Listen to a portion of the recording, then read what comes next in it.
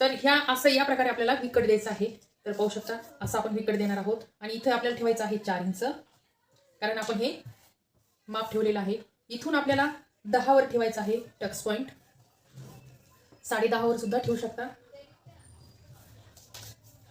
आता तुम्हाला जर टक्स मोठा हवा असेल, तुम्हाला टक्स जर मोठा पाहिजे असेल तर तुम्ही या ठिकाणी एक प्लेट्स घेऊ शकता. इथं या ठिकाणी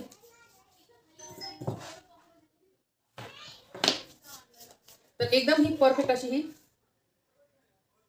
कटिंग आहे 34 साईजच्या ब्लाऊजची.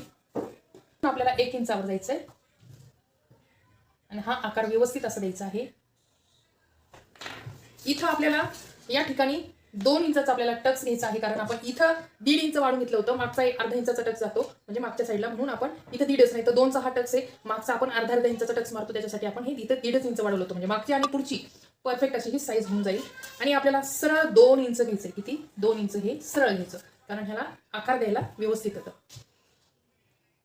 या टाईपमध्ये तुम्हाला आकार द्यायचा आहे परफेक्ट. तर पाहू शकता प्रिन्सेस कट ब्लाऊजची 34 साईज आहे. 34 तर 34 साईजचा हा ब्लाऊज आहे प्रिन्सेस कट. आता आपण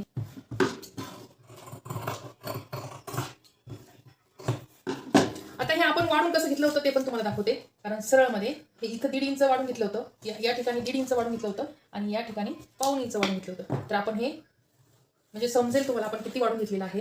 हे पाहू शकता इथं 1.5 आणि इथं 1.25. हे 1.5 आपण यासाठी वाढून घेतलं होतं. हा कपडा आपला इथं कट झाल्यामुळे हा कपडा आपल्याला बरोबर येतो. आणि इथं सुद्धा आपल्याला असंच हे बघा, हे इथं आपण वाढून घेतलं, ते इथं आपण इथलं हे कव्हर करण्यासाठी आपण इथं वाढून घेतलेलं आहे आणि हे कव्हर करण्यासाठी इथं वाढून घेतलेलं आहे. म्हणजे प्रिन्सेस कटिंग ब्लाऊजची परफेक्ट अशी ही कटिंग आहे.